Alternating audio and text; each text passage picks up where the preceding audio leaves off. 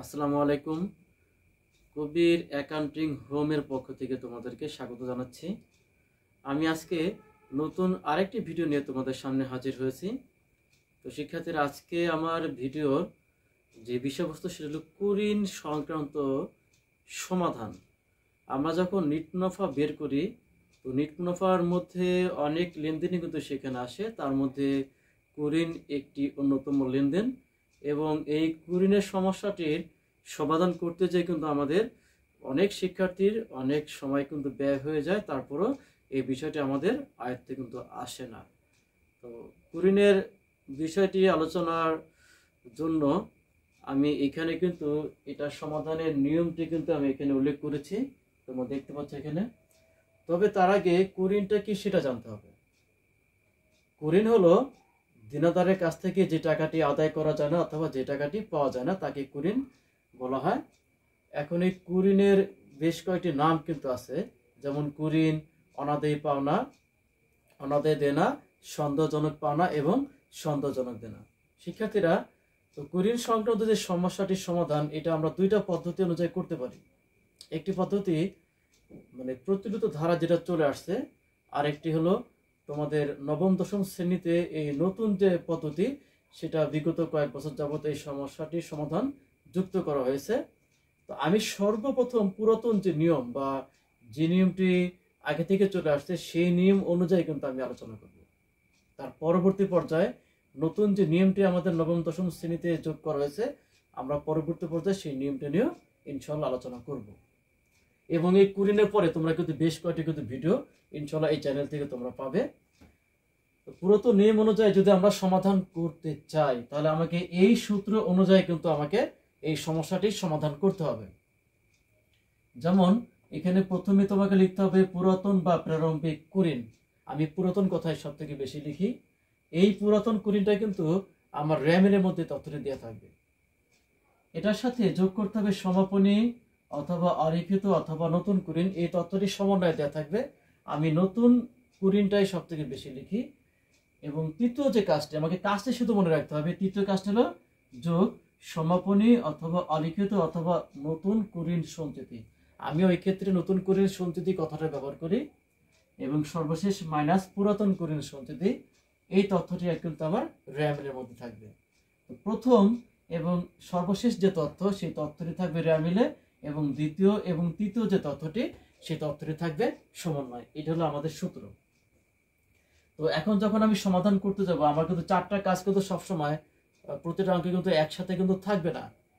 আমার একটা বা দুইটা কিন্তু এখানে মিসিং হতে পারে বা তারা কিন্তু নাও দিতে পারে। মনে করো নতুন কুরিন যেটি এই তথ্যটি সমন্বয় দেয়া নেই, তখন আমি কি করব? আর বাকি সব তথ্য দেয়া আছে, চারটা তথ্যের মধ্যে নতুন কুরিন দেয়া নেই কিন্তু বাকি তিনটা তথ্য দেয়া আছে। তখন এই পুরাতন কুরিনের সাথে যদি নতুন কুরিনটা দেয়া না থাকে তাহলে আমি নতুন কুরিন সঞ্চিতি যোগ করব, তারপরে পুরাতন কুরিন সঞ্চিতি আমি বাদ দিব।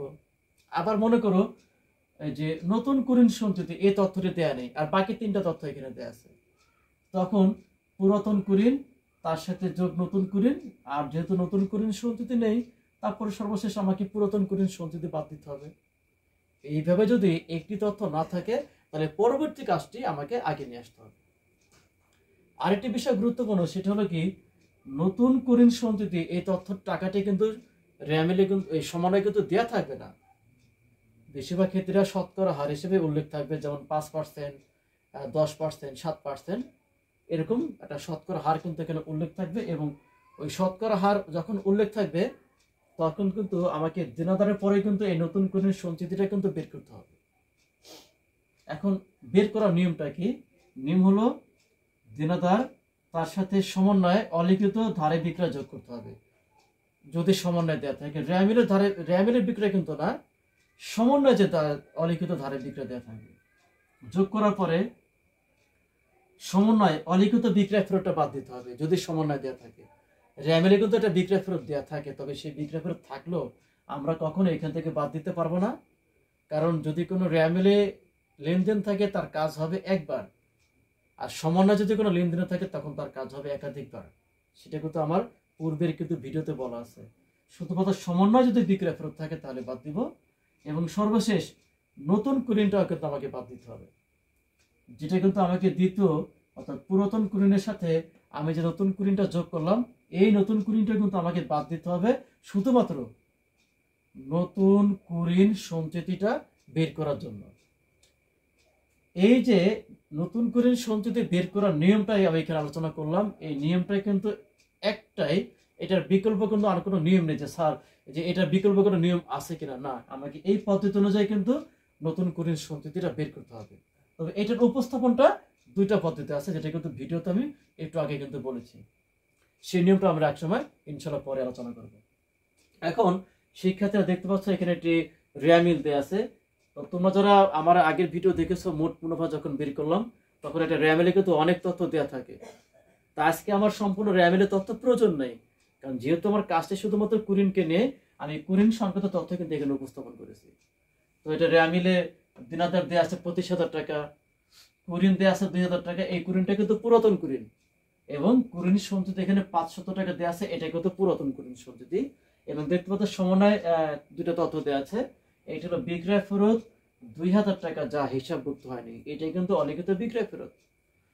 2 নম্বরে কুরিন বাবদ 2,000 টাকা অবলোপন করে। এই কুরিন বাবদ যে 2,000 টাকা অবলোপন করতে বললো, এটাই কিন্তু নতুন কুরিন। এখন সব সময় যে এরকম থাকবে তা কিন্তু না।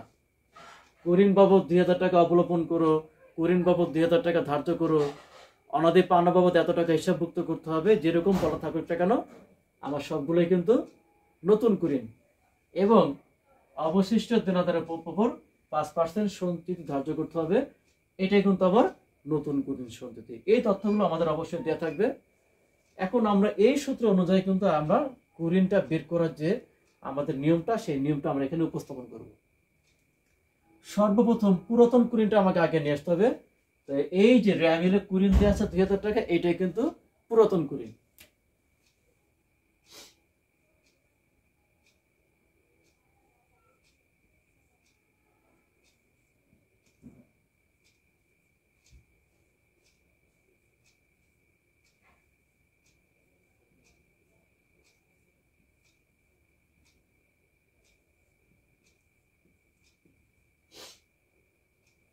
দেখতে পাচ্ছ আমার নিয়ম অনুযায়ী কিন্তু পুরাতন কুরিনটা কিন্তু বসানো হয়ে এখানে দেখানো হয়েছে। এবং পুরাতন কুরিনের পরে আমাকে নতুন কুরিনটা আমাকে যোগ করতে হবে। যে টিচার কোনো টিচার সমাপনী কুরিন লিখতে পারে, কোনো সমস্যা নেই। অনেক টিচার অলিখিত কুরিন লেখে, এটা কোনো সমস্যা না। আমাদের যে কোনো একটি নাম এখানে ব্যবহার করলে চলবে।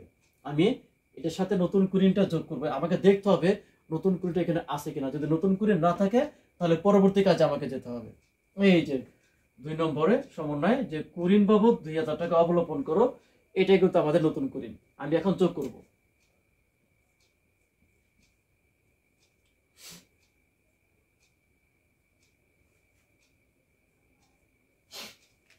দেখতে পাচ্ছ আমি এখানে নতুন কুরিনটা রেখেছি। এখানে কুরিনটা লেখার প্রয়োজন নেই, এখানে ডট ডট দিলে চলবে।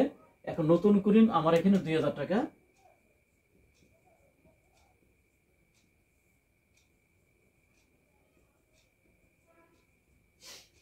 তাহলে এই সূত্র অনুযায়ী প্রথমে পুরাতন কুরিনটা এখানে দেখানো হয়েছে, যেটা রেয়ামিলে 2,000 টাকা দিয়ে আছে, এবং তার সাথে আমাকে নতুন কুরিন আমাকে যোগ করতে হবে। এই যে সমন্বয় কুরিন বাবদ 2,000 টাকা অবলোপন করে, এটা কিন্তু নতুন কুরিন। এখন তৃতীয় কাজ কোনটি? নতুন কুরিন সঞ্চিতি আমাকে যোগ করতে হবে, যেটা আমাকে পার্সেন্টেজ আকারে বের করতে হবে। এই যে এবং অবশিষ্ট দেনাদারের উপর 5% যে সঞ্চিতি ধার্য করতে হবে, এটাই কিন্তু আমার নতুন কুরিন সঞ্চিতি।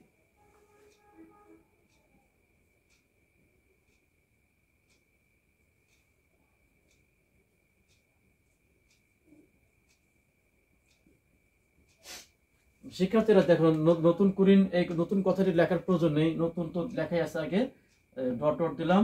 এখানে কুরিনটা লেখা ছিল, শুধু আমি সঞ্চিতি কথাটা এখানে যোগ করলাম। এখন নতুন কুরিন সঞ্চিতি আমাকে 5% বের করতে বলেছে। এখন আমি কিন্তু বলেছি যে আমাকে নতুন কুরিন সঞ্চিতি পার্সেন্টেজ আকারে বের করতে বলবে, এবং সেটা আমাকে সবসময় দিনাদারের পরেই কিন্তু বের করতে হবে। এটা আমি অবশ্যই নতুন কুরিন সঞ্চিতি যদি পার্সেন্টেজ আকারে বের করতে বলে, অবশ্যই দিনাদারের টাকাটি দেওয়া থাকবে। হয়তো সবসময় দিনাদার কথাটি লেখা থাকবে না, অনেক সময় প্রাপ্য হিসাবে কিন্তু লেখা থাকতে পারে। এখন দেখতে পাচ্ছ দিনাদার সেখানে 25,000 টাকা দেওয়া আছে, আমি এখানে 25,000 টাকা লিখব। এই 25,000 টাকার সাথে আমাকে অলিখিত ধারে বিক্রয় যোগ করতে হবে। নিয়ম, এখন আমার সমন্বয় কিন্তু কোথাও বলা নেই অলিখিত ধারে বিক্রয়, যদি নাই যেহেতু আমি এখানে কিন্তু যোগ করতে পারবো না, যদি থাকতো তাহলে আমাকে অবশ্যই যোগ করতে হবে। এবং তৃতীয় কাজটি অলিখিত বিক্রয় ফেরত আমাকে বাদ দিতে হবে। এই যে সমন্বয় একে বলা আছে বিক্রয় ফেরত 2000 টাকা যা হিসাবভুক্ত হয়নি, এটাই কিন্তু অলিখিত বিক্রয় ফেরত। এই যে 2000 টাকা আমাকে দিনাদারের যে 25,000 টাকা সেখান থেকে বাদ দিতে হবে। বাদ দেওয়ার পর এখানে নিট ব্যালেন্স 23,000 টাকা এবং সর্বশেষ আমাকে নতুন কুড়িটা বাদ দিতে হবে। তো নতুন কুড়িন কিন্তু আমাদের এই যে কাজ অনুযায়ী দ্বিতীয় নম্বরে নতুন কুড়িন 2000 টাকা সমন্বয় বলা ছিল, এটা আমি এখানে যোগ করেছি, কিন্তু এই নতুন কুড়িন সঞ্চিতি বের করার স্বার্থে দিনাদার থেকে আমাকে এই টাকাটা কিন্তু বাদ দিতে হবে। তো বাদ দেওয়ার পরে এখানে 2000 টাকা বাদ দিলাম, বাদ দেওয়ার পরে এখানে 21,000 টাকা আসছে। এখন এই 21,000 টাকার পরে আমাকে 5% বের করতে হবে।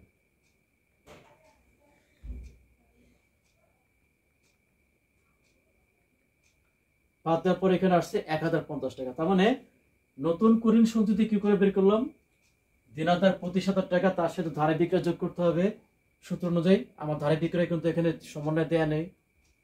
তারপরে দ্বিতীয় ধাপ আমাকে অলিখিত বিক্রয় ফেরত বাদ দিতে হবে, সেটা দেয়া ছিল 2000 টাকা, আমি বাদ দিয়েছি, বাদ দেওয়ার পর 23,000 টাকা। তারপরে নতুন কুড়িন সেটা কিন্তু দেয়া আছে, নতুন কুড়িনটা যে 2000 টাকা, এটা আমি বাদ দেওয়ার পরে আমার নিট ব্যালেন্স আসছে 21,000 টাকা এবং তারপরে 5% করার পরে এখানে আসছে 1050 টাকা।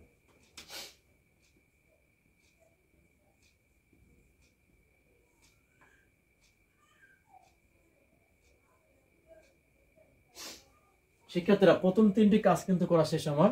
কুড়িন, পুরাতন কুড়িন যোগ নতুন কুড়িন যোগ নতুন কুড়িন সঞ্চিতি, এবং সর্বশেষ আমাকে পুরাতন কুড়িন সঞ্চিতি বাদ দিতে হবে।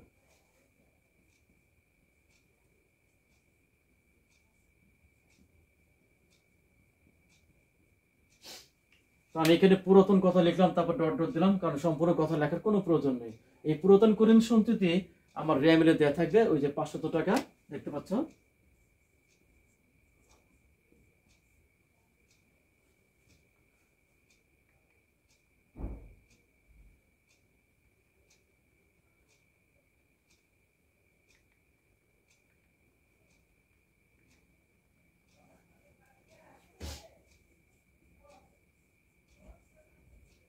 এই যে বাদ দেওয়ার পর আমার 4,550 টাকা আমার উত্তর আসছে। এই টাকাটি যোগ বিয়োগ এই কাজটি কিন্তু আমাকে প্রথম ঘরে করতে হবে, এবং এই যে বিয়োগ ফলটি এটা আমাকে দ্বিতীয় ঘরে উপস্থাপন করতে হবে।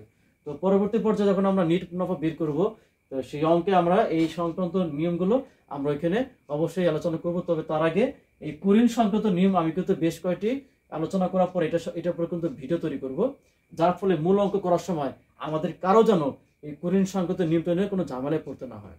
শিক্ষার্থীরা আজকে এ পর্যন্ত, আশা করি তোমরা এই বিষয়টি নিয়ে আসলে বুঝতে পেরেছো, এবং এই বিষয়টি নিয়ে তোমরা অবশ্যই চিন্তা করবে, যাতে পরবর্তী পর্যায়ে আমাদের কোনো অঙ্ক করতে যেয়ে কোনো সমস্যার সম্মুখীন আমরা না হই। শিক্ষার্থীরা আমি এই সংক্রান্ত আরো বেশ কয়েকটি ভিডিও তোমাদের সামনে উপস্থাপন করব। শিক্ষার্থীরা আজকে তোমাদের সাথে এই পর্যন্তই।